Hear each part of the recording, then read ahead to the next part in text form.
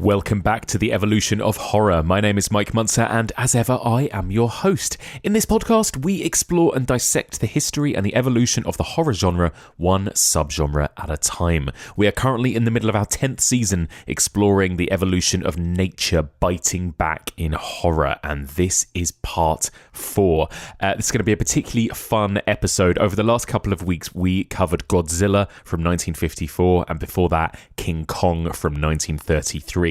And we thought it would be a good opportunity to take a little chance to recommend some other Godzilla and Kong movies that followed, because of course there are so many out there. It's quite an intimidating list of kind of monster movies featuring these two. So what I thought might be nice to do this week is just run through and recommend some of the best and most interesting movies featuring these two titans of monster movie mayhem. So this is going to be a kind of also-rans style episode. We will not be spoiling any movies in this one. It will be a completely spoiler-free episode. It's just going to be a series of quick-fire recommendations. So joining me to discuss Godzilla and Kong, he was here only a couple of weeks ago for our introduction episode, but I know he's such a big fan of these movies, I had to invite him back. His knowledge, of course, when it comes to the history of genre movies is second to none. A big welcome back to Kevin Lyons. Hello, Kev. Hello, how are you? I'm good. It's lovely to have you back again, Kev, this quickly. But, you know, I had to get you back for even more King Kong chat. Oh, yeah, I can talk King Kong forever. But, yeah. Let's talk about Kong with possibly a few little mentions of his big rival Godzilla along the way. Exactly. Yeah. You know, as is true Kev and Mike style, we've got a lot of potential films to rattle through today, haven't we, Kev? Because we're not short of films about King Kong or Godzilla. We're not, no. It was one of those things when you said, would you like to talk about the Kong and Godzilla sequels? I thought, yep, typical Muncer. He wants me to do like 50 years in an hour or less. Yeah. And it's like, okay, we can do that. Yeah, exactly. So we mentioned this briefly when we talked in our introduction, Kev, but just remind us, what are your thoughts on the original King Kong, 1933? What's your kind of history with that movie? It's a masterpiece. I was looking up, and I think I first saw it in 1976 when it was shown on television. Back in the day when they used to show films from the 1930s at 10 to 7 on a Friday night on BBC One. Yes, excellent. And it was brilliant. And that, I'm sure, is when I first saw it. So I was 14 years old. I was just really getting into this sort of thing. Mm-hmm. And, I just fell in love with it immediately. I was just blown away by... you kind of think, when you're young, you think, 1930s, that was age, that was prehistoric, that's older than Kong himself. It's awful. And then when you see it, you think, oh my God, technically, it's never been beaten. No. I don't care how much CGI you throw at Kong, I don't think it's ever been beaten. Yeah, I agree. It is such an incredible feat of filmmaking, isn't it? To this day, it's still kind of gobsmacking to watch, isn't it? Oh, it is, yeah. And of course, the film was a massive hit, wasn't it? And this is something I spoke about briefly with my guest, Graham, last week when we talked about Godzilla too, because King Kong was huge when it first came out. Then it came back to theatres in the 50s, right? And it became even bigger than before, right? Yeah. And it is kind of, that 1-2 hit, I suppose, of Kong and Godzilla in the 50s that really kind of launched the monster movie as we know it. Oh, of course, right? Yeah. And you've got to throw in Beast from 20,000 Fathoms. Of course. That's got to go in there as well. But yeah, they are they're the three. They're the big three that started it all, really. These were... sort of Kong and the first Godzilla were kind of outliers, but it was really started in the late 50s, early 60s. That's when it really took off. Yeah. And Kong would have been on television in America, I guess, quite a lot in those intervening years, but that didn't stop people. I think they wanted to see it on the big screen because they were probably watching it on these pokey little televisions, because we forget, televisions in the 30s, 40s, 50s were huge, great pieces of furniture with about a 1-inch screen stuck in the middle of it, Yes. And they were probably watching it thinking, I've got to see that on a big screen and just see what it looks like. And they were certainly were blown away because of the success of that 50s reissue. Yeah, exactly. It was massive in the 50s, wasn't it? And then, of course, we got Godzilla 1954. And then, of course, the American Godzilla, King of the Monsters, right? That sort of followed That's right. that. Yeah. Which also, right, both those versions were huge hits around the world, weren't they? Massive. Yeah, absolutely huge again. Yeah. You can see why they're both beloved characters that have lived on for as long as they have, because they were just loved at the time. This is not a case of these things becoming a cult hit. Yes. These were an immediate hit. Yes. They were beloved at the time. There are lots of talk of people crying, even in the 30s, when they were watching it. Wow. They understood that, how this was supposed to work. They got it. They understood it. People were devastated by that ending. They loved the film and they wanted more. Yeah, exactly. And God, we got more, didn't we? We just? So what we'll do is we'll sort of run through some titles. Now, there are almost too many to talk about in depth, of course. But we'll run through a kind of sort of brief history of both these characters and some of their movies. Yeah. And we'll go kind of chronologically. And maybe you can talk a little bit about some of your personal favourites as we go, Kev. Sure. Where did they begin in terms of sequels and follow-ups? Was it because we got Son of Kong, right, which was as early as 1933? It was 9 months later. It was in cinemas. You're not a patch on your old man. You must be completely cuckoo to be doing this. Giving you a first aid treatment instead of running like blazes. Guess it must be remorse or something.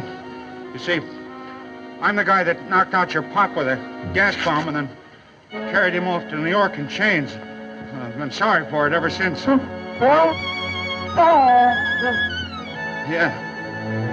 you see, the poor old geezer got shot at the finish, and, well, I guess if I'd left him alone, we'd all been better off. This is sort of an apology. There you are, boy. Wow, so Son of Kong was made 9 months later. They must have really whizzed through the production of that film. In fairness, it shows. It's a much cheaper film. It was shot much quicker. It's thoroughly charming, though. Really lovely film. Very different to Kong.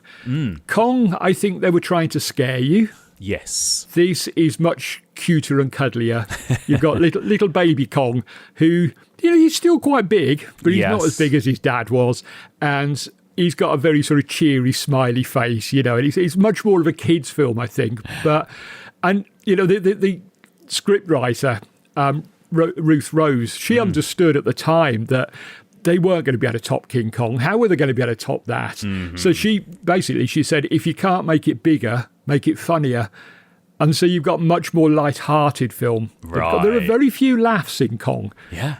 Very few laughs, but this one is but it's so charming. It's so lovely that you just can't, you can't sort of hold it against it that it's not King Kong. It is its own beast. Is it still a technical marvel in the way that the first one is? Like, does it still have all of that stop motion and all of that other stuff going on? It does. Like I say, it looks a little bit cheaper. Yes. I mean, it was shot so quickly. I mean, 9 months from when the first film was released. So, I mean, they must have been shooting it for about 6 months. Yeah. And the original Kong, they took a lot longer to make it. A lot more care was taken over it. So it's kind of a bit rushed. It's not as good as Kong, technically, but it's still...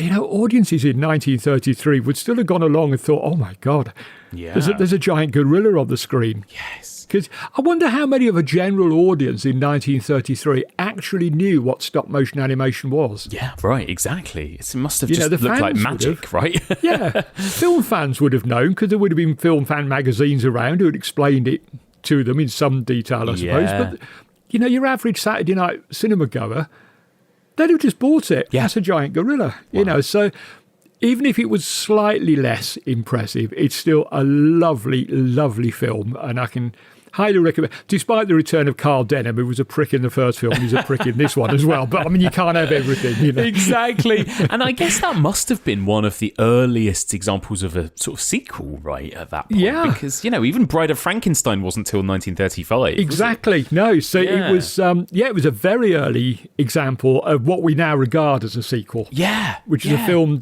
that was made. But it was different in some respects, in as much that they didn't.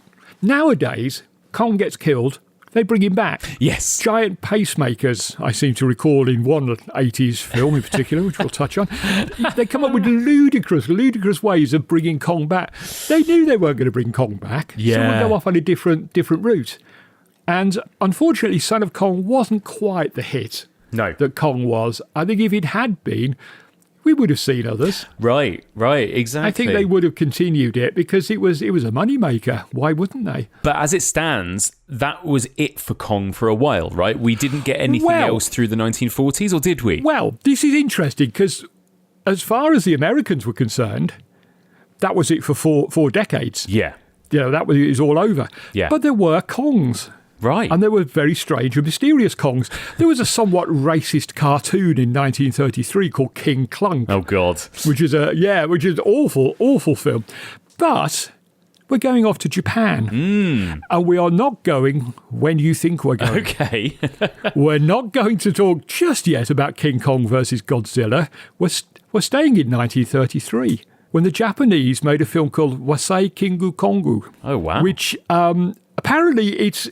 From what I can gather, it doesn't feature Kong, but it's about Kong. Right.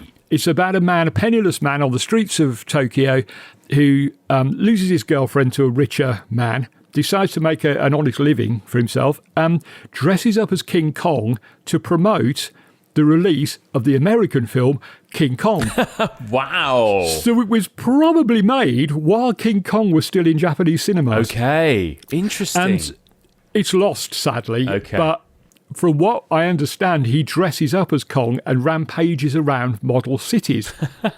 Sound familiar? Yeah. So in some respects, this could well be the first kaiju movie. Interesting. Oh, wow. That's fascinating. I didn't know about that. But the movie, sadly, it's not out there, no? It's not out there, and nor, in fact, are the next two Japanese ones, because there were two more made 5 years later. The King Kong that appeared in Edo. His English translation. It's a two-part film. There's some question as to whether they actually exist. I think they do because there's been a magazine advert found for them. Right. And somebody who worked on the film has talked about them. Okay. So it does seem to exist. This does feature a King Kong character. Yeah. This features a giant ape that's being controlled by this guy who... as men do in films and probably would do in real life if we could get away with it, decides, he'll express his love for this woman by kidnapping her with a giant ape. Oh, God. So, like you do, like you do. Yeah.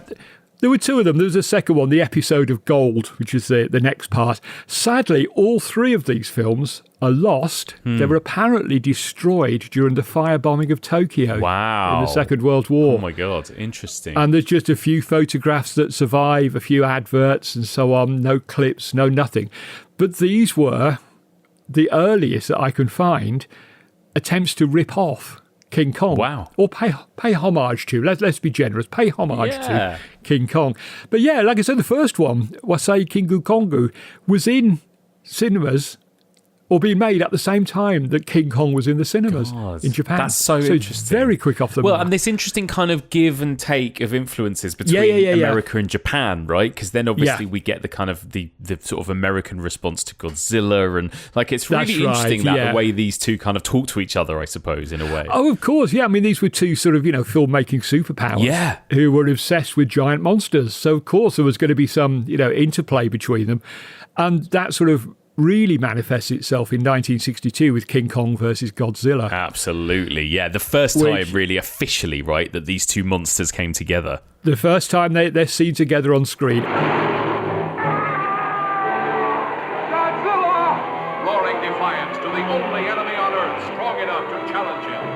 The unconquerable King Kong, giant gorilla god of this South Seas paradise, where sensuous maidens offer themselves in ritual sacrifice to his brute embrace. Godzilla has a brain about this size. He is sheer brute force. While Kong is a thinking animal. His brain is considerably larger. About 10 times the size of this gorilla's skull. It's not the King Kong we know and love. It's a guy in a suit, but it's okay. It doesn't matter. It was my first Godzilla film. It was shown on British television over here back in the 70s, and I couldn't quite believe what I was seeing. That was it. It was the start of a lifelong love affair. Like you said, the first time that the two monsters actually meet. It's also really where the whole sort of kaiju thing kicks off. Yes. There have been two Godzilla films before, but this is where the whole sort of Godzilla versus something else starts to appear. And this is where, it becomes the Godzilla we all know and love from the 60s and 70s. And it's a terrific film. I don't care what anybody says. It's ridiculously stupid, but, aren't they all? And that's why we love them, because it's so daft. And interestingly, it appears to be a no-score draw at the end. Aha. It's not really clear who's actually won. I think there's been rumours that the Japanese version of the film features Godzilla winning and the American version features Kong. I don't think that's true. But I don't think it's true. I think that's just, that was just a rumour that went around. Yeah. I think it just finishes inconclusively. Right. And off they go. Yeah. So Kong heads back to Skull Island and Godzilla heads back to the deep blue sea where he came from, so fantastic. And I think it is interesting, isn't it, like you say, the beginning of that kind of kaiju era, and something that my guest Graham Skipper was talking about last week is how this does, these movies do range wildly from proper serious horror films like Godzilla the original to basically movies for kids, almost like Saturday morning cartoons, right? Oh, definitely. Godzilla underwent several transformations, to be honest. He's Graham would have spoken about the different eras of Godzilla. We might talk about this a little bit later to touch on it, but each era kind of changes the character of Godzilla. The original run that sort of ended in the mid-70s, it becomes increasingly outrageous and much more kid-friendly. Yeah. I think what had happened was Toho, the producers, had noted that one of their rivals, Dai, were making this series of films about Gamera, a sort of nuclear turtle. Yes. And they were very much aimed at children. Yes. And I think, they'd done several Godzilla films and they thought, where are we going with this? How many more times can we have guys in rubber suits knocking 7 bells out of each other? It's going to get dull. Yeah. So they started changing it, started bringing in, younger characters and, all the rest of it. And, it changes with every iteration. Yeah. It's of Kong. Fascinating. And that's how they keep it fresh. That's how they keep him coming back. Toho have this thing where they sort of decide every so often to rest Godzilla for about 10 years. And then they bring him back and we're all ready for him and he's different and he's new. Kong has largely stayed the same until the recent films. The more recent films are the first big change, I think. But largely he's stayed the same over the years. Yeah. And I was just going to say that there was another Japanese film, King Kong Escapes. Yes. Which was a kaiju film just with King Kong in it. Yes. And it was actually directed by Ishiro Honda, right? It was. Godzilla, He did most of them, to be fair. Yeah, he did most of them. Hits himself against the nation's armament. And plunges a beautiful girl into a world of terror. King Kong in a duel to the death. But and this features a villain by the name of Doctor Who. Okay. That'll never catch on. But this is just a sort of straight kaiju movie instead of with Godzilla, with Kong instead. Fantastic. And it's a man in a rubber suit, but again, it doesn't matter because it's kind of fun. It's all right. I know I sound like the old man in the world, but I'll take a man in a rubber suit over some of the dodgy CGI I've seen any day of the week, to be honest. Definitely. There's a physicality to a man in a rubber suit, which I don't feel from a lot of CGI. Yeah. So, absolutely. There was something that James Swanson said a couple of weeks ago when we spoke about Kong, actually, where I think he was quoting someone else where he said the practical effects and stop motion and things like that might look less real but feel more real, and CGI might in theory look more real but it feels less real, and I think that's true. I think I may have mentioned this in the introduction, that there's a weightlessness to CGI. Exactly. It never feels to me like there's anything big and bulky there. Sometimes it does, and sometimes it can work if it's done properly. Godzilla -1, for example. Right. We'll probably touch on that later, but that really does convince me that a bunch of pixels is actually there and it's huge and it's dangerous. A lot of the times it doesn't. So give me a man in a rubber suit. That sounds incredibly pervy, doesn't it? But give me a man in a rubber suit any day of the week. It's a lot better. That's fantastic. So you were talking about, that was King Kong Escapes, right? That was King Kong Escapes from 1967. Fantastic. Yeah, that's right. Fantastic. And in the meantime, in between those two, we'd had the King Kong show which was the first animated television spin-off from Kong. So although Kong was away from American filmmakers' sort of consciousness, he was still there in the background on television. Yeah. And you were finding sort of versions of Kong turning up all over the place. Yeah. It wasn't. It may not have been Kong in name, but he was around. Yeah, absolutely. And of course, all the while this was happening, there had already been loads more Godzilla films by the time we got this Kong movie, right? Yeah. Mothra versus Godzilla and Invasion of Astro Monster and all these others, right? Yes, absolutely. Yeah, and so it's a Godzilla just kind of rumbled on in his own merry way. Yeah, completely disconnected really from Hollywood. Apart from King Kong turning up. Yeah, it was very much ploughing its own furrow. And it was not. Strangely, it didn't seem to impinge on America quite as much as we would have thought it would. Godzilla was kind of there in the background. There was this notion of giant monsters eating cities. Yes. Which Godzilla never did. Godzilla wasn't interested in eating cities. He just wanted to trample them and cause mayhem, But that idea was there, and it kept turning up being spoofed in lots of things. So you'd find it in comedy sketch shows and things like that. And like I say, in this animated TV series, which was a Japanese-American co-production. Right. But yeah, so I mean, this was 1966. We can jump forward now. Almost 10 years. We're almost there at the next big Kong, but there was a very strange one in between. A BBC play called Censored Scenes from King Kong, which was never broadcast. Okay. It got pulled. It was in a late night slot at the time. And unfortunately, we had the fuel crisis. Right. 1973, 74, whatever. And its strand that it was in was after 10:30 at night, and television closed down at 10:30 because they weren't allowed to broadcast because of the trying to save electricity, basically. And so it never got shown. It turned up at the BFI. They showed it at the South Bank a few years ago. And this is odd. This is about a film researcher who believes that there is a version of King Kong in which King Kong makes love to Fay Wray. Oh, wow. And he's trying to find the cut scenes that he believes exist from this film. Okay. And so it's not quite as pervy as it sounds, although, my God, it opened the door. Could there have been...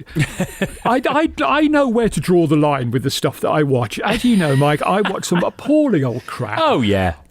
But King Kong porn films, they do exist, and I don't even want to think about them, to be honest. I bet. No, just the very thought of it. So this was, I don't know whether this plugged into the notion that these films existed and so therefore was trying to, or whether people heard about this play despite it not being shown and thought, well, we've got an 8mm camera and about 30p, let's make a porn film based on King Kong. And they did, God love them. They're not for me, but, they're out there somewhere. Yeah, so, yeah. No, nasty, horrible. No, the very thought of it. Oh. No, that's it. There's a niche out there for everything, isn't there? That's there is, yeah. And it's not, it's not for me. No, fair enough. She's dead, wrapped in plastic. Good news. One day, my log will have something to say about this. Are you Laura Palmer? I've got good news, especially if you're a Twin Peaks fan. But even if you're a Twin Peaks newbie, this is some very exciting news because I've got a brand new podcast, a new podcast that is coming under the EOH network umbrella, because this year, the evolution of horror is expanding. We are going to be starting new podcasts, focusing on different areas, not just horror. It's going to be a range of different things that we've got in development at the moment. But the first of these new EOH spin-off podcasts is out now, and it's a Twin Peaks rewatch podcast called The Detective and the Log Lady. In this podcast, me and my regular co-host Stacey Ponder will be talking about Twin Peaks episode by episode, week by week. We're going to cover everything from the pilot through to season 1, season 2, Fire Walk with Me, and of course season 3, or The Return from 2017. I have, of course, seen Twin Peaks a whole bunch bunch of times. Anyone who knows me knows that I'm a massive fanboy. But Stacey Ponder has never seen Twin Peaks, so she's going to be watching the show with me for the very first time. So we're going to be discussing each episode, Stacey's thoughts on it. Hopefully I'll be bringing some insights as somebody who knows a little bit about the show. And I'm really excited to get started. The introduction episode is already out. If you're a big Twin Peaks fan, I think you're going to really enjoy it. Come with us on this journey. And if you've never seen Twin Peaks, what a perfect excuse to get started. Watch it for the first time along with Stacey Ponder, and we can all discuss it collectively each week. I cannot wait. So that's The Detective and the Log Lady. I will link to it in the show notes, but you can find that podcast wherever you get your podcasts. Okay, Kev, so we're up to like the mid-1970s, right? What's next? What have we got next? We got King Kong 1976. Dino De Laurentiis and Paramount Pictures present the most exciting original motion picture event of all time.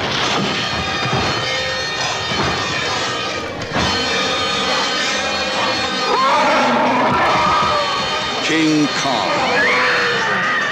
This is the first kind of remake, right? This is the first remake. There were going to be two. In fact, there were two rival productions at the time, one at Universal, one with Dino De Laurentiis. Mm-hmm. And The Legend of King Kong was going to be the other one. Right.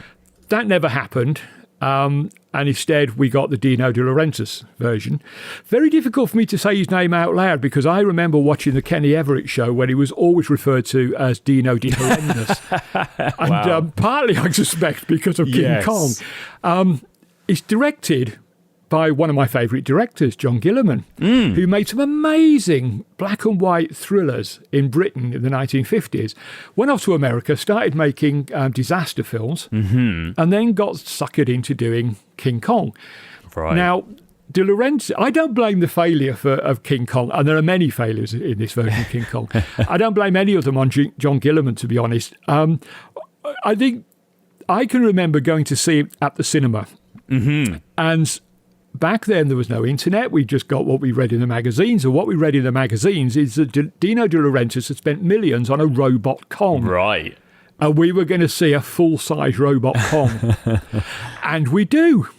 We see it for about 2 seconds, standing stock still in the background while people panic and run around. It quite clearly was never going to convince anybody. Oh, no. Instead, what we ended up with was Rick Baker in an admittedly very good gorilla suit, but it kind of lacks any of the charm of the original film. There's a lot of sort of very modern references in it, which I think kind of ruins it. There was, the Fay Ray character in this one. She survives an explosion on a boat or the sinking of a boat because she refused to go downstairs and watch Deep Throat with the rest of the crew. Oh, wow, okay. And you think, oh, come on, this isn't Kong. No, it's meant to be fantasy. It's meant to be escapist. I don't want...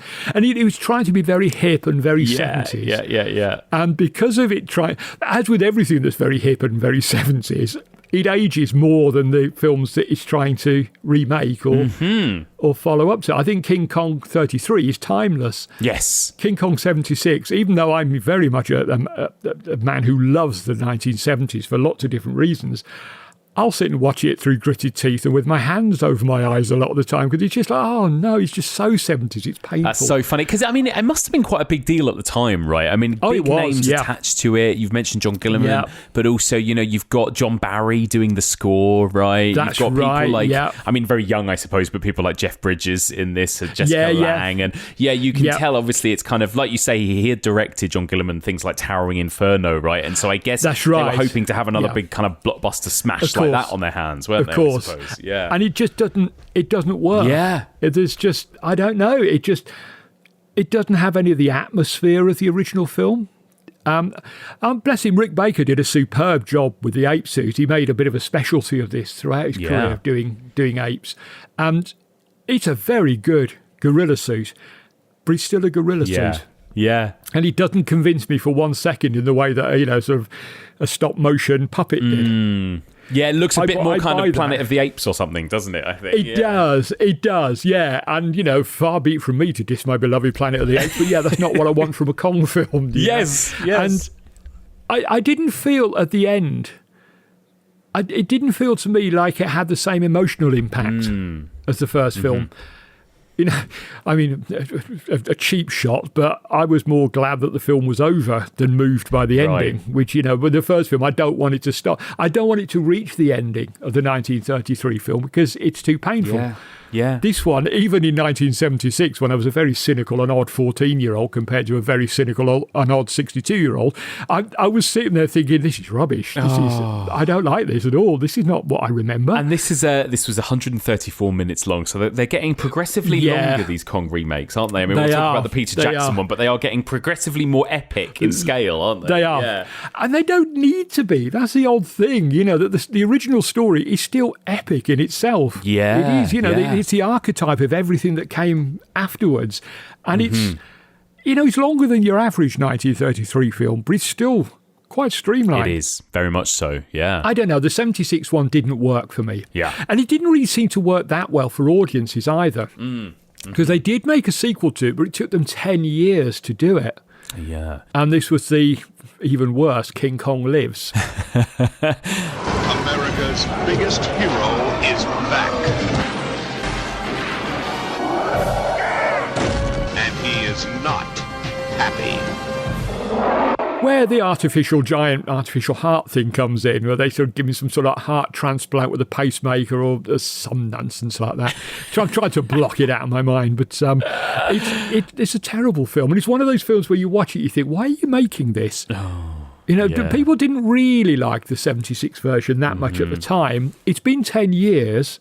I think the only thing it could be is that Godzilla had returned in 1984. Right, because I was going to say there was a kind of 10-year gap between Godzilla films too, wasn't there? You had end of that 70s era you were talking about with the terror of Mecha Godzilla in 1975, and then he kind of went away. But then we got the beginning of the kind of the next era of Godzilla. The next films, era, right? Yeah, that's right. And we had the return of Godzilla in 1984, which was popular, right? So I wonder if that is what kind of spurred that that's new wave. what happened. I think, and they thought, oh well, Godzilla's back. We ought to bring Kong back, right? But I rather like the 1984 Return of Godzilla. Yeah, I think it's a really good film. It very cleverly ignores everything else that went before and is a sequel to the first 1954 film. Yes. So 30 years on, we get the belated sequel. I don't think there was that kind of thought gone into King Kong Lives. Right, yes. I think it was just like, oh, giant monsters are back, quick, let's make a giant monster movie. What have we got? Kong's dead, let's bring him back to life. Right. And it, really, and I'm sure every film, as we all know from, sort of reading what people say on social media after I've trashed something, that every film has its fan. Oh, of course. And that's wonderful. I love that. I love the fact that every film in the world has its fan. Yeah. And I'm sure there are fans of King Kong Lives, but I've not met any. No. I don't. It did look like it wasn't particularly well received by critics. It wasn't considered a big box office success, this one. If it was a box office success, we'd have had a third film. Yeah. And we didn't. Nobody went to see this one. People went to see the 76 version because it was King Kong. Right. Yeah. And it was, they had no idea what they were getting. They were selling it with a fantastic poster, which, you couldn't do these days, but it was Kong astride the Twin Towers. That's with right. sort of jet aircraft in his hand. And again, we didn't see anything like that in the film. It was a real jip, Even, like I say, even as a kid, I was thinking, And then when I saw King Kong Lives, expectations were really low, and it managed to get even lower. I'm just reading a bit of the plot for King Kong Lives. So you've got a lady Kong, you've got a giant female ape who is dubbed Lady Kong, apparently, in this Lady movie. Kong. Incredible. Well, in 1976, actually, she'd been beaten to it because there was a British film called Queen Kong with Robin Asquith, of all people.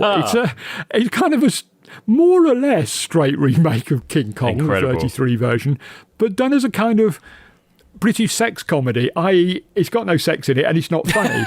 And it's an odd little film. I quite like it for what it is. I quite like it for its sheer nerve. To think you could make a Godzilla film with next to no money while this big hit was in the cinemas. And in fact, there was a hold. It never got released in the UK, right? Because the lawyers had a word. And in fact, the print was held in a laboratory in the West End of London for some time before they were able to free it, because the producers of King Kong were not having any of this. Wow. We're not getting. Yeah, you can't cheapen our price. I mean, God knows it's more entertaining than 76, but yeah. I mean, I don't know why they were worried well, maybe they were worried because they did realise it was probably more entertaining than what they'd made. So. Yeah.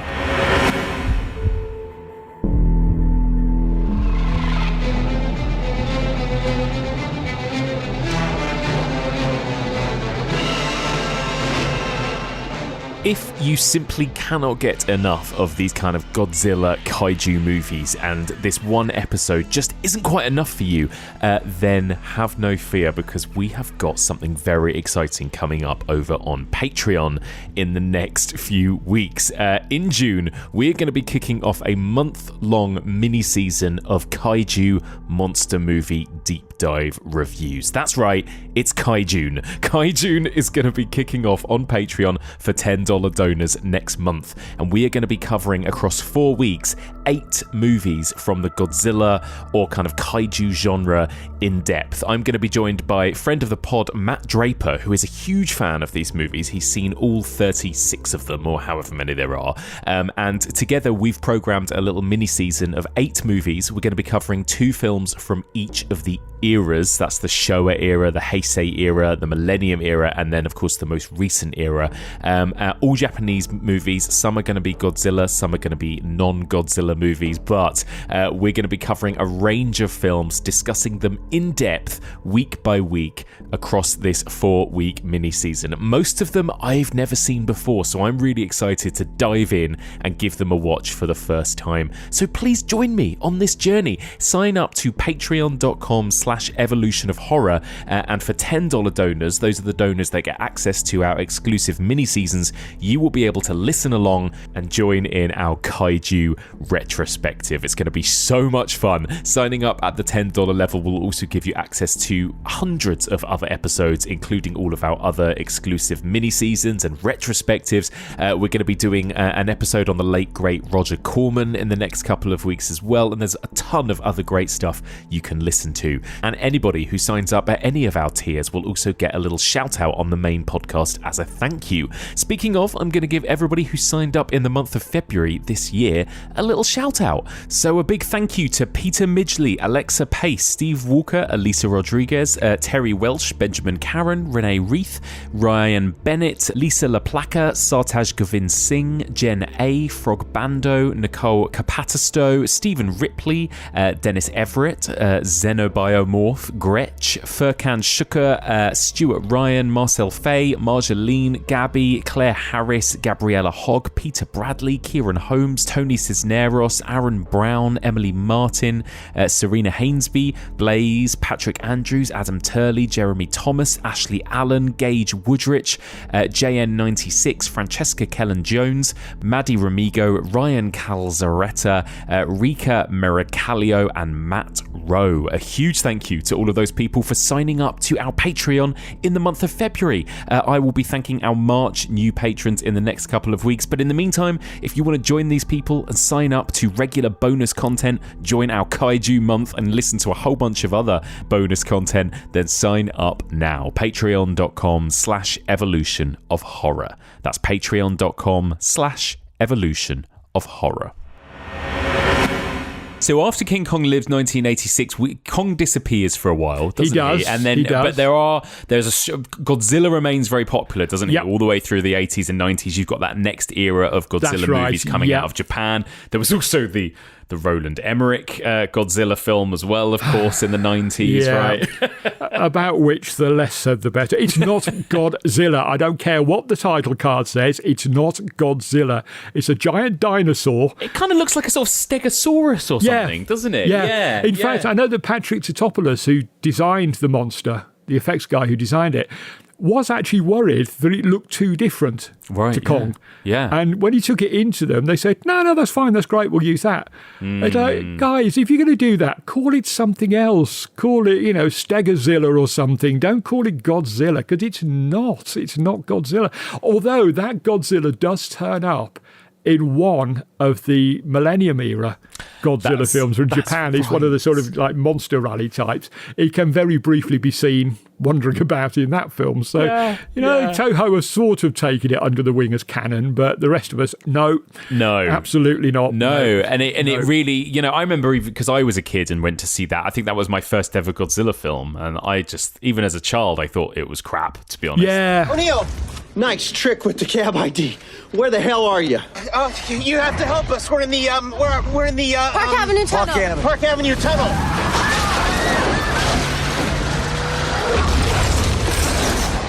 Whoa. He's got us trapped in here. Okay, Nick, listen to me. You guys have got to lure him out into the open so we can get a clear shot at him. Over. No problem there. You want us to wash him up for you too? I guess very much kind of in the wake of Jurassic Park and The Lost World, that movie, of course, wasn't it? Yeah, very much. And I think the only thing that's good about it, the only thing that's quite clever, is the way they shoot they shoot the monster. I'm not going to call it Godzilla, but the way they shoot the monster is you never actually see it all in the frame at the same time. It's so big that even a widescreen camera can't capture all of it. I think with one shot of it running across a bridge, you do get to see it in full length, but most of the time you never see it in full size, which is a really clever idea until you then get to the bit where he goes and hides in the sewer. I mean, I don't know how big the New York sewers are, but I'm fairly certain they're not that big. And so he goes and hides in a sewer. Yeah, it's a ludicrous film. I know. Again, it has its fans, but this one I will fight to my last breath. It's not Godzilla. I don't care what people say. Any highlights from the Godzilla movies of the sort of 90s and early 2000s, Kev? Because again, you had so many of them, didn't you, throughout that time? Like the kind of Japanese ones. Godzilla, it's absolutely insane. In total, there have been 33 films with some Japanese involvement in them over the years, And that sort of is Heisei. Yes. I'm not sure how you pronounce it. My apologies to any Japanese listeners. That's the era we're talking about here. I mean, Return of Godzilla, yes, love that. I really like Godzilla versus Biollante, the second film, which I think is a really good film. It then sort of settles into the whole sort of Godzilla meets Godzilla versus thing. So you end up with, King Ghidorah, Mothra, and all the rest of them. But I've got to say, if you can get through the last in this particular little run of films, Godzilla versus Destroyer, with a dry eye, you're a stronger man than I am.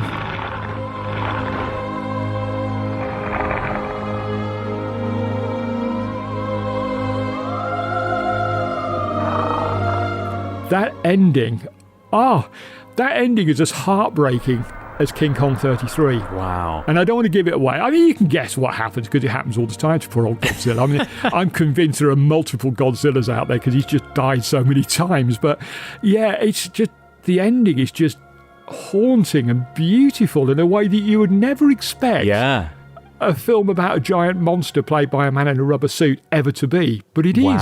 It's really affecting. And they're much more serious films than the original Showa era films. They'd started off, as we said, very serious, but by the time we get to things like Invasion of Astro Monster, which has the greatest 2 seconds in the entire history of Godzilla, where he trounces Ghidorah, the three-headed monster, and celebrates by doing a Highland fling on the moon, which is just... I mean, at the moment I saw that, I had to stop watching it because I was crying and laughing. I just thought it was the funniest thing I'd ever seen, and it is marvellous. Watch that whole film just for those 3 seconds of Godzilla doing this weird little Highland fling because he's trashed the monster. Yes. And then we end up with things like Destroy All Monsters, where it goes completely nuts and every single monster in the world turns up in it. And Godzilla versus Hedorah, which has got a kid in it as the lead character. You don't get any of that in the... in this second run of films, the Heisei film, they're much more serious. They're much more intense, actually, than the original. There's some silliness. Godzilla versus Space Godzilla probably speaks for itself. And, that one does have little Godzilla in it as well, which is never a good sign. Oh, God. No. But, watch Godzilla versus Destroyer at the end of the series. Watch the first 2 in the series. Watch them all because they're all great. But if you're only going to watch 3, Return of Godzilla, Biollante and Destroyer. They're the ones to go for. Destroyer, just for the final few minutes, it'll break your heart. It really will. Wow. And then, of course, like you say, it kind of that's the end of the Heisei era, 1995, it is, right? And then there's a kind of millennium era of Godzilla movies that kicks off right at the turn of the millennium, right? 1999 onwards. And that's we have right. like another completely different kind of forgets everything that came before it kind of wave, that's right? Yeah. You know, these kind of worked every time, really, that they start the thing and just say, no, forget what you saw before. Here we are. This is Godzilla starting again. And we all just bought into it because, you know, Godzilla 2000 was the first in that particular series. I can remember seeing a VCD of it, would you believe? That's how old I am that I have a VCD. And it had got the cover art on there. I think it was a bootleg. It was in some shop in Chinatown before they redeveloped Chinatown and all the good stuff disappeared. But it had this tagline on the front, "Let's get ready to crumble." Oh my God, amazing. And I thought, I don't care how much this costs, I'm having that. That is brilliant. I just had it for that. And it's a very good film. I do like it. It's not a patch perhaps on the earlier stuff, but it's a lot of fun. They do get completely bonkers again, you know, by the time the series finishes in 2004 with Godzilla Final Wars. We've got, you know, Ghidorah, Monster X, Zilla, which is the American one. He becomes known as Zilla in Toho's world. Rodan, Mothra, Gigan, King Caesar, Anguirus, Manila, that's a little baby Godzilla. Kumonga, Kamacuras, Manda, Hedorah, Ibira, and Godzilla all in one film. So it's a really crowded house, that one. The most destructive weapon on Earth.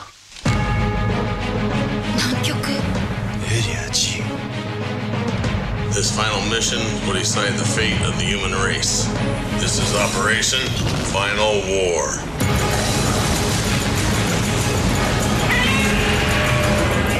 Ryuhei Kitamura, who's a fantastic director, did that one. It's not a very popular film with a lot of fans, but I like it. It sounds fun. I like it. Yeah. It's just so daft. It's another one of those, like, you know, let's just chuck in every monster we've got. How many suits have we still got in the costume department? Let's go and check them out. That one's a bit too tatty. No, we won't use him. We'll put these in instead. You just got this epic monster rally. And I mean, don't expect it to be as much fun as some of the earlier films, but it is. I have a bit of a blind spot when it comes to Godzilla. When I reviewed them for my website, I had to be all terribly objective and, oh, yes, you know, this is a good... And as I was writing, I was thinking, shut up, Lyons, you know you'd watch this again tomorrow if you had the chance, you know. So there's something about the Godzilla films that we can look at them and we can think, yeah, they're not great, all of them. Some of them are superb. Some of them are very good. There's a lot of middling ones. And it doesn't matter. I don't care. It's Godzilla. Yeah. I don't care how middling it is. I'd still rather watch that than just about anything else, to be honest.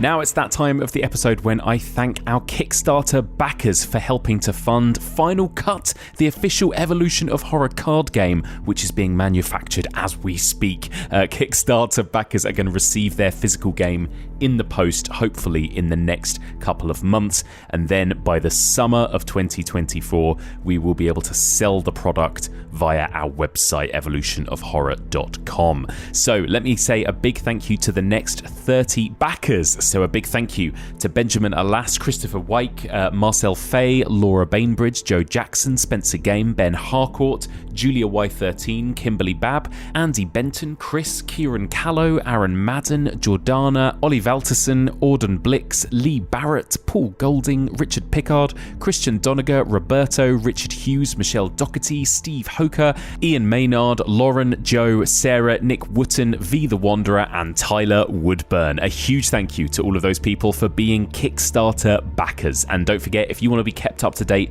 with when Final Cut is being released so you can snap up your copy when it comes on sale, then sign up to our newsletter, evolutionofhorror.com/newsletter. That's evolutionofhorror.com/newsletter. So, Kev, Godzilla Final Wars was 2004, right? And that marked the end of the kind of millennium era.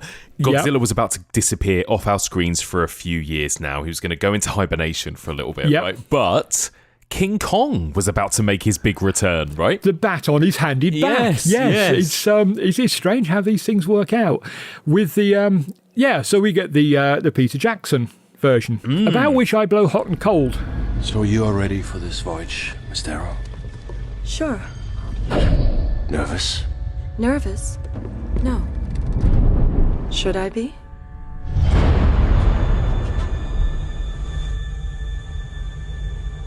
Imagine, if you will, an uncharted island, thought to exist only in myth. Wall!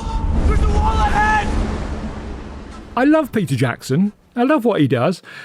There's a lot about the 2005 version that I like a great deal. Mm-hmm. There's a lot I don't like about it. Yes. The whole bit with the dinosaur chase, which was very clearly meant to be a trailer for a computer game. Yes. And that was, again, the CGI overkill that didn't work for me.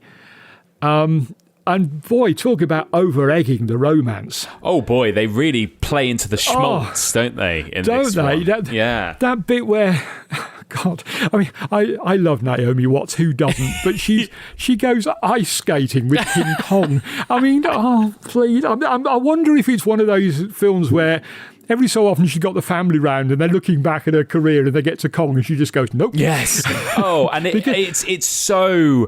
I enjoyed it for what it was as well in the cinema. Yeah. I thought it was a great cinema experience when I was younger, but it is so long and just it's an hour into the runtime before we arrive at Skull Island, right? Yeah. Just that first act where they're on the boat is a whole hour. Yeah. Then you get an hour on the island. Then you get an hour in New York. That's right. And it's just it's kind of over-egged, isn't it, in every regard? Yeah. And at the end, when you get the big emotional climax. Yes. And Kong falls in slow motion from the Empire State Building, looking longingly at Anne as he falls. And it's like, yeah, we get it. We get that he loves her. We get that. Yes. That's fine. But it's just like, and I kind of feel for Peter Jackson in a way. I think he'd become so big at this point because of the Lord of the Rings films. So there was no one anywhere that was going to say to him, Pete, mate, this is too much. No. Rein it in. No, rein it absolutely. There was a lot of expectation on him at this point in his career, right? There was. And it was the biggest, most epic, probably single project he'd done, I think. Absolutely. Yeah, absolutely. And it was like, he's such a fan of the original film that he was carrying the weight of that expectation with him as well, even to the point of recreating the missing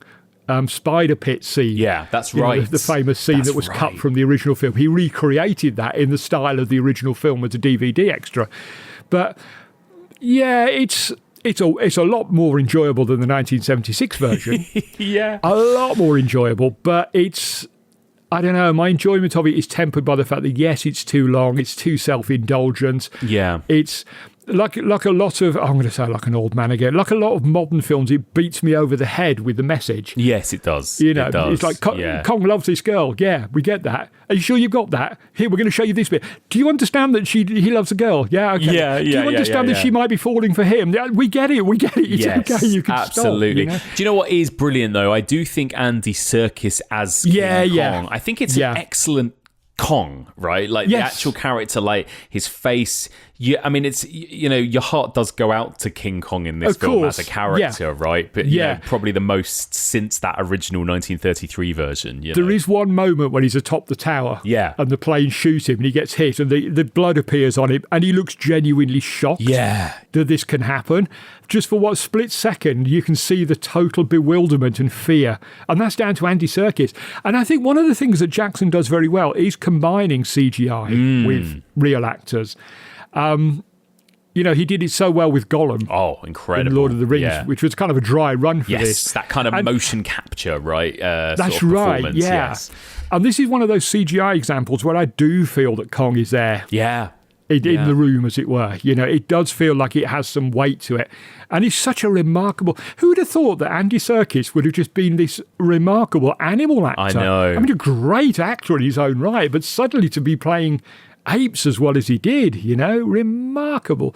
So yeah, I mean, it's worth seeing for that. I just wish that there was a 2-hour cut of it. I know. And I think, you talked about this already, but the way in which some of the CGI has dated already. And I think like the Kong stuff is great, but some of the stuff with the monsters fighting each other and Naomi Watts in Kong's hand as he's running and flinging her around, it all looks a bit, like you say, a bit like a computer game or something in those shots. It does, I think the big difference between these kind of effects and the effects from the original film is they pretty much perfected it with King Kong. Ray Harryhausen came along later on and refined it, but they'd actually perfected the technique. But there were no big technological jumps in stop motion animation. Every time we see CGI, there's been another jump forward, which isn't necessarily good. It's not necessarily for the best, but it's there. They are making these jumps forward, which it automatically makes even, you look at some of the early Marvel films. Yeah. And they kind of look, oh, okay, that doesn't look like a man jumping through the air. That looks like a bunch of pixels jumping through the air. Totally, you see the later films, you think, oh, they've got it right now. That does feel more like it. Not quite, but it's getting better. So I think, when you're doing CGI, I think you're on a bit of a hiding to nothing, that you are going to be out of date within a year, if not sooner. Absolutely. Absolutely. Yeah. So there you go. So what comes next after Peter Jackson's King Kong? Well, we get a whole bunch of animated films and TV series. We get King Kong, King of Atlantis. I'm not quite sure how that works, which was an animated video. I don't think Atlantis was ever mentioned previously in King Kong. We get Kong, the animated series. We get Kong, King of the Apes. These are in 2000, 2016. So the animated series kind of predates Peter Jackson. But you get these animated series, and then Kong comes back. Now, looking at the timeline, this is one of the few times where he's come back pretty much simultaneously with Godzilla. Yeah, well, there's so much Godzilla both in the US and Japan through the 2010s, right? So, of course, we kick things off with the Gareth Edwards Godzilla movie, right, from 2014. Yeah. You are not fooling anybody when you say that what happened was a natural disaster. You're lying. It was not an earthquake. It wasn't a typhoon. Because what's really happening is that you're hiding something out there. And it is going to send us back to the Stone Age.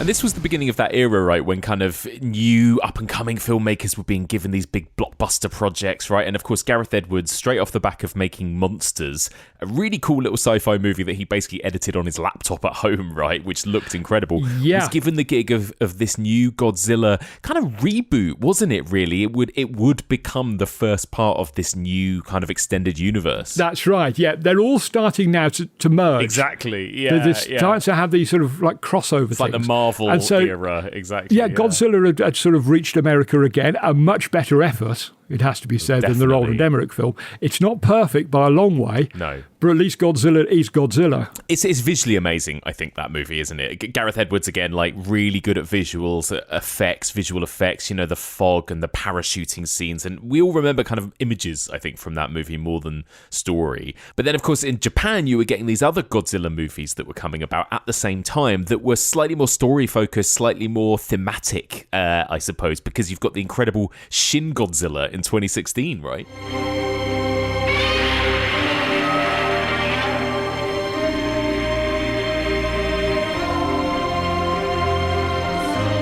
Which I love very much. It's a weird little anomaly, this one, that actually is supposed to be called, I think, Godzilla Resurrection in English-speaking territories. Mm-hmm. Everybody calls it Shin Godzilla. Yeah. Which just means new Godzilla. Right. And it's like, it's one of those rare occasions where we've actually just stuck to the Japanese title. And no one seems to bat an eyelid. It's just Shin Godzilla. So that comes out in 2016. That's a brilliant film, right? That is a terrific film. That's one of those films that, like the original, has satire in it. This isn't just blokes in suits hitting each other. Mm-hmm. This is partly, it's about a lot of things, really, but partly it's about, the bureaucracy of Japanese administrations, about the failure to deal with natural disasters. Yeah. So he's taking a pot shots at things that Japanese audiences would have plugged into immediately. Yeah. Perhaps more so than Western audiences. Yeah. who were just seeing a giant monster film.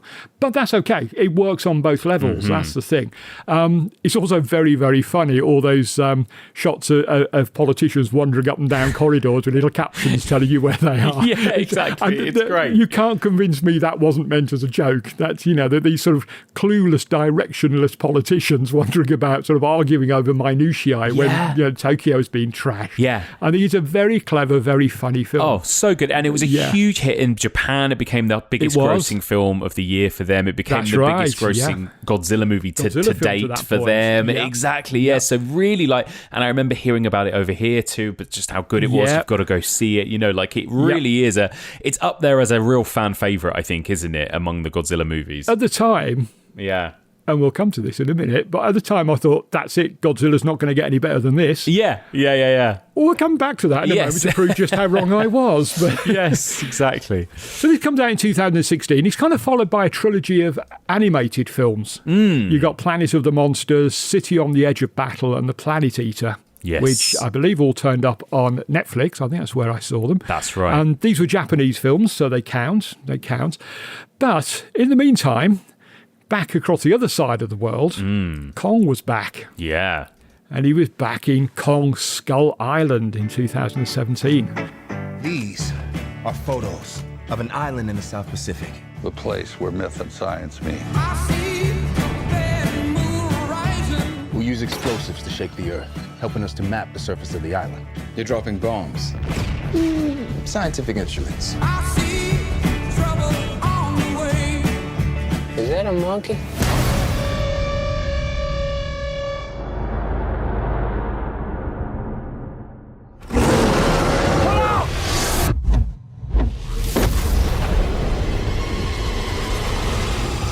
So Kong Skull Island is the start of what becomes the Monsterverse, because since Marvel, everything has to be a verse, doesn't it? So, and this is the start of that. It introduces us to a new Kong. Yeah. He's a CGI Kong. Yeah. He's a CGI Kong who really, really, really wants to be a wrestler. He spends the whole time scowling at everybody and sort of puffing his chest out, really macho. And, it's a lot of fun, the film. I kind of like it. It's okay. It's a lot of fun. I liked Kong Skull Island. I liked it that, in comparison to the slight pretentiousness and self-indulgence of Peter Jackson's one. This movie was like, no, it's just, we're going to strip it back, make it under 2 hours, and it's just about a whole bunch of monsters on an island, basically. Yeah, it's about a bunch of people being stranded on an island, and there are big things out there trying to stomp on them, and that's, right. I mean, I'm not entirely enamoured of the current characterisation of Kong. Right, yeah. I don't feel that the current Kong that we have is anywhere near as charming and as lovable as the original. The original Kong, was seen eating people. Yes, I get that. He was a monster. But there was something, he was redeemable. This guy is just a big macho brute who just wanders around hitting stuff. Yeah. And it doesn't feel to me, and that's fine in itself. I mean, I'm not dissing that at all. That can be a lot of fun, but I just find it's not the the Kong that I love, really. So, but it must have been a hit because it did sort of spin off this Monsterverse idea. So we had Godzilla versus Kong in 2021. So here we go again. We're back to the sort of teaming them up. Yeah. We need Kong. The world needs him to stop what's coming. And this child, she's the only one he'll communicate with. So that was a lot of fun. Is that the? Oh no, I better not say who else turns up in it in case you haven't seen it. But another old adversary turns up at some point in it, and I won't spoil that because it was a really nice surprise when it did happen. When I saw it, oh my god, look who it is! Yeah, and so I enjoyed that. And again, they're kind of fun for what they are. Yes, absolutely, and I think you've got these two strands right at this point through the 2010s. You've got the Japanese making movies like Shin Godzilla Godzilla, and of course, we'll talk about Godzilla -1, that are kind of doing more things, right? They're dealing with more human, social, political kind of issues. And then you've got the Godzilla movies coming out of, these kind of legendary picture studio that are not so interested in any kind of satire or commentary or anything, but they are a lot of fun, aren't they? I think, they're interested in, CGI animated monsters hitting each other. And let's face it, who isn't interested in that? I'm not sure that in 30 years' time, I probably won't be here to see it, but I'm fairly sure that people aren't going to look back at Kong Skull Island and say, we'll remake that. No. I don't think it's going to have the kind of lasting impact that the original Kong and Godzilla did. Mm-hmm. That kind of... Yes, nostalgia plays its part. I'm not sure that there's going to be enough nostalgia for these. No. They don't feel to me to be warm enough. No. For nostalgia. No, agreed. And of course, we've just had a new one. I haven't seen this one yet. Godzilla x Kong, The New Empire. Yeah. I believe that's supposed to be pronounced Godzilla versus Kong, but it says Godzilla x Kong. I know, like they're kissing. Like they're kissing each other. Yeah, I know.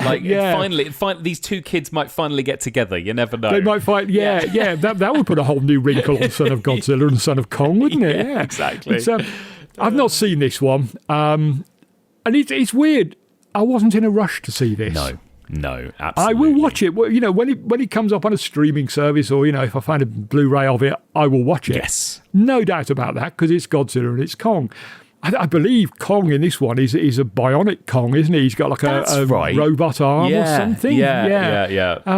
Which kind of goes back to sort of the Mecha Godzilla and Mechni Kong. Yes, from the original Godzilla films, where you had these robot versions of the monsters, and now you got a cyborg version of the monster. This is it. I suppose what they're doing is they're kind of almost taking us back to the kind of late Showa era of Godzilla movies, aren't they? Yeah. They're sort of making no pretense that these mean anything. No, they're just fun. They're just fun movies, and they are fun. And I could happily sit and watch these films again. Yeah. But I don't, like I say, I don't expect to be on my deathbed, sort of reading off my list of giant monster films that have affected me, to be mentioning any of these. Who knows? Time might be kind to them. Time might be kind, but at the moment, I'm not feeling the love. No, I'm not feeling the warmth that the original films. No, agreed. But I'm sure they'll just keep ticking along, and they'll keep coming out. I'm sure we can expect more. They're very popular. I mean, we've even got a TV series with them now, haven't we? That's right. Monarch, Legacy of Monsters, which does feature Kong in the last episode. Sorry, I've spoiled that for anybody who hasn't watched it, but it's like setting it up for the second series. And so, it's obviously... it's doing the right thing. It might not be doing the right thing for old farts like me, but if it's getting younger people into Godzilla and Kong, and even if only 1% of them go back and see the original films and think, wow, then I think, they're doing all right. I'm happy with that. That's great. Absolutely. So we've probably got maybe, one big title left to discuss, Kev? Yeah, well, we started by talking about Kong, the original. We talked about Kong quite a lot, the original. We're now going to talk about, I will fight anyone to the death over this one, the best Godzilla film ever, which came out last year, Godzilla -1, G-1, it says on screen, which I kind of like, because, colloquially, Godzilla has been known as the Big G for many years. And this is G-1 by Takashi Yamazaki. 我々しかこの国の未来を切り開くことはできないんだ。あの怪物の生態は未知のことが多すぎて。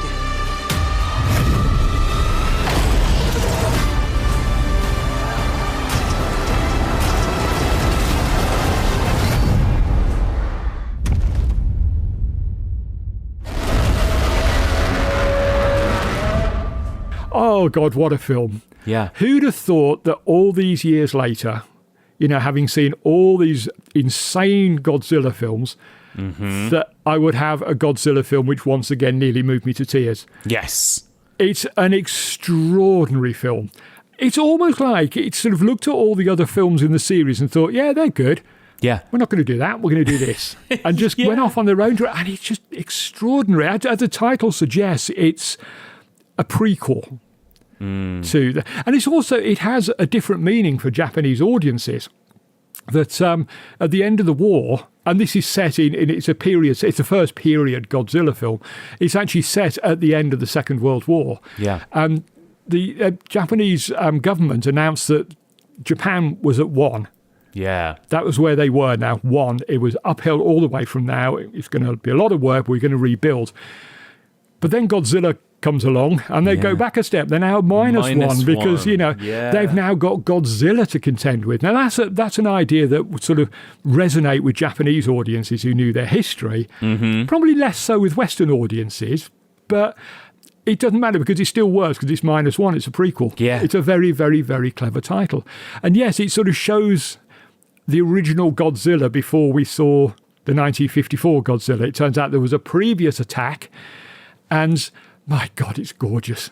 It is such a lovely, lovely film. It's beautiful, isn't it? Absolutely beautiful. It's really emotional. Yeah. I guess, while Shin Godzilla was very much a kind of like social, political satire, this is more human heart, right? Yeah. Like, it will make you cry, this it movie. Will. And it's not even before Godzilla really turns up. We see Godzilla right at the start, but before it even reaches landfall in Japan, you've got this very emotional stuff about the hero returning home to Japan to find that he's been flattened. Yes. Not by Godzilla, but by war. Yes. It's been bombed into rubble. It's already a mess. And this kind of sense of shame too, right? Like that soldier who was supposed to be a kamikaze pilot, but obviously came back alive, and there was this kind of shame attached to him, and the shame, I suppose, that Japan felt post World War II. Of it's all wrapped up in there. course. It's such a smart, clever film, isn't it? It is, and it's a tale of redemption. And I know they don't always work, but this does, where he finally gets to work through his fears. Yes. And his shame. And it is, honestly, if you haven't seen Godzilla Minus One, you're really listening to the wrong podcast. I mean, you really should have seen it by now. But if you haven't, move heaven and earth to go and see it. It's what's incredible about it too is that it's an amazing human story, but also it looks phenomenal. The film is its budget was only 15 million. Tiny. Yeah. And it won an Oscar for best visual effects. I mean, like, Steven Spielberg praised how incredible the film looks. It looks like a $100 million movie, I think. There's a scene where Godzilla rises out of the sea to menace some guys on a boat in broad daylight. Yeah. And you can feel while you're sitting in your seat, you feel the sea moving up towards you as he displaces the water. It's just real sort of weight to it. And he looks magnificent. Yeah. In this film. He's one of the best looking Godzillas I've ever seen. There's a striking shot where he unleashes his breath and there's a mushroom cloud in the distance, which again will resonate with Japanese, particularly older Japanese audiences in ways it won't here.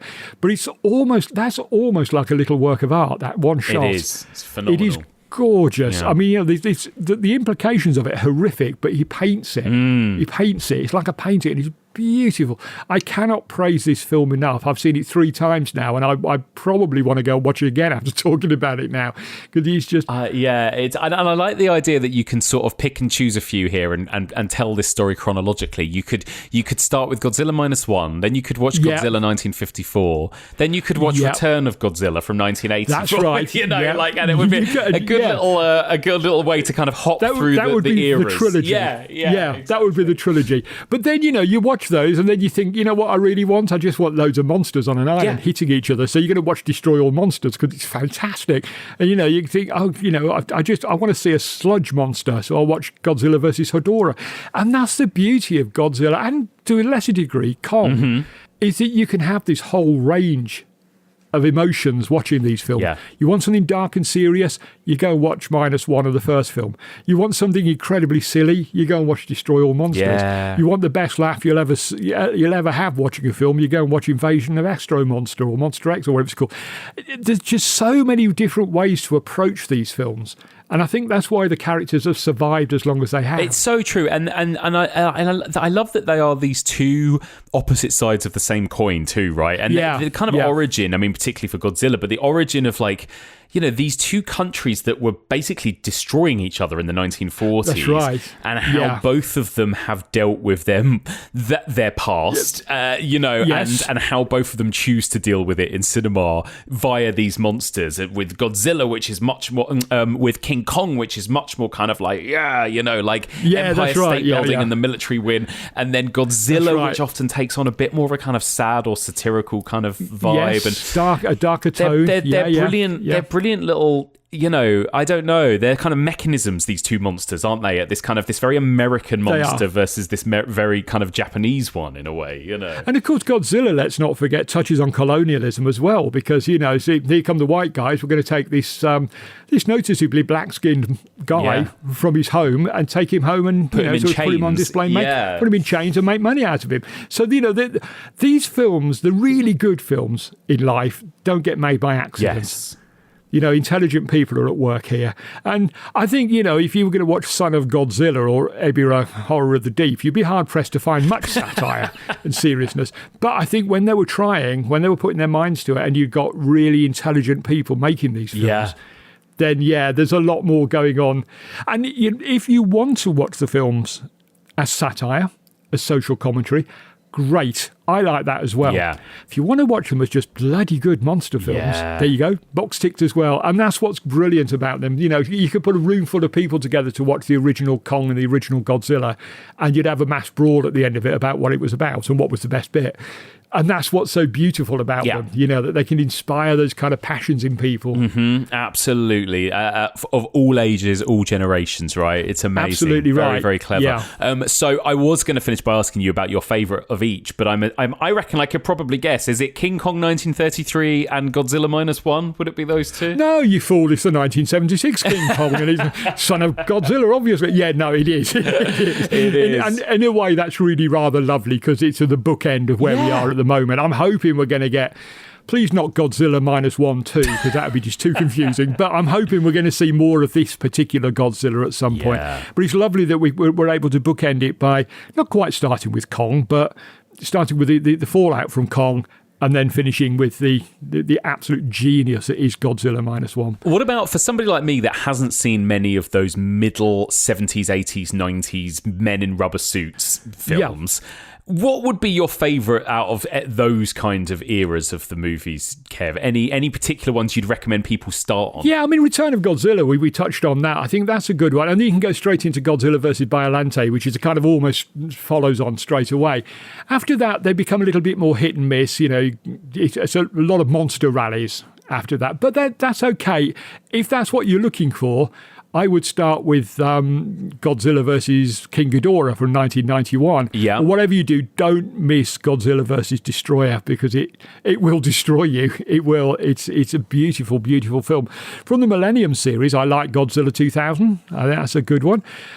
Final Wars, for all its insane silliness, maybe because of its insane silliness, I do like it. Yeah. I kind of like the Millennium series less than I like the others. I don't think it had quite the oomph that the others did. Not quite as many memorable moments. But yeah, definitely go with Godzilla 2000 and go with Final Wars, which again just bookends that series.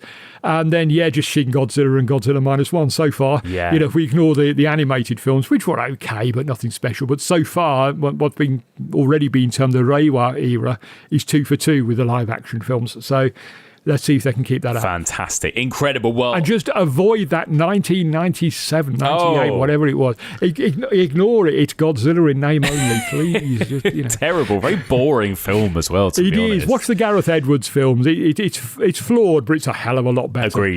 Agreed. Well, there we go, Kev. We did it. We whizzed through about 6-7 decades of films there in an hour, as promised. So wonderful. And I'm excited. I'm gonna try and dip into some of these movies because there are. It's quite an intimidating amount of films, isn't it? That's the thing. And you kind of think, God, it's a little bit like, sort of trying to collect a band. I mean, I'm a big fan of the band Hawkwind, who have about 7 million albums out, and trying to, just trying to get your head around which ones are worth getting and which ones aren't. Yes. And, it's like that when you first get into something and you become intimidated by the sheer scope of what's available. And it's the same with Godzilla. Just dive in. Yeah. Just dive in. Just have fun. Not everything that you watch you're going to enjoy. That's all right. That's life. That's how it works. But at least it's Godzilla, so it's kind of fun. Exactly that. Incredible. Well, Kev, thank you as always. It's been an absolute pleasure. And just remind people where they can come and find you, have a go at you about your opinions on Godzilla movies, etc. Where can they come find you? EOFF TV. EOFFTV.com. That's my website. My review site is EOFFTV Review. You'll find me on social media, mostly as EOFFTV. I'm on Facebook. Does anybody use Facebook anymore? I'm on Facebook as Kevin Lyons with a picture of James Stewart from Rear Window on it, hiding behind a camera. Perfect. I'm not on there as often as I used to be, and I wasn't on there that often to start with. But come and say hello. If you come and say hello, I will respond. I will come back. And if you want to pick a fight about Godzilla, I am 6'6" and very, very overweight, although I am supremely unfit. So I'm I'm the aging King Kong. I'm knackered and old, but I'll still fight you over it. Fantastic. Love it. Well, Kev, thank you so much for joining me. Always a pleasure. Thank you.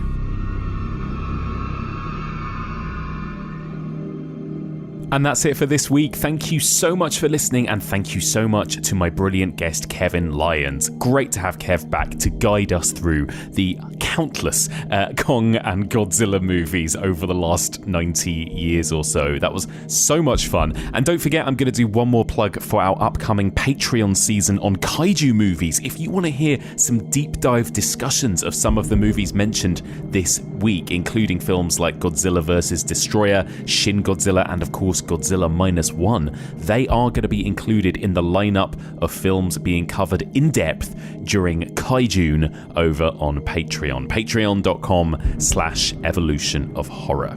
But in the meantime, let me know what you thought of this week's episode. Please do get in touch. You can email me, evolutionofhorror@gmail.com. You can also find us on all the socials, Facebook, Twitter, Instagram, and Letterboxd. If you want to check out other podcasts in the EOH network, much like The Detective and the Log Lady, a brand new Twin Peaks rewatch podcast with Stacey Ponder, then head to evolutionofhorror.com/network. If you want to discuss this week's episode with fellow listeners and join weekly watch-alongs with the Discord community, join our Evolution of Horror Discord, or you can sign up to the Evolution of Horror discussion group, which you can find on Facebook. You can find this podcast in all the usual podcast places, and if you get a spare minute, I'd be so grateful if you could drop us a little rating and review on Apple Podcasts or whichever podcast app you use, as that always really helps us get discovered by new listeners. So, on to next week then, and we are moving from one 50s monster movie to another, but this time it's one of the Universal monster movies. Next week I'm going to be joined by filmmaker Axel Carolyn to discuss Universal's Creature from the Black Lagoon from 1954. Cannot wait. 3D glasses at the ready. Join us next week for all of this and more on the Evolution of Horror.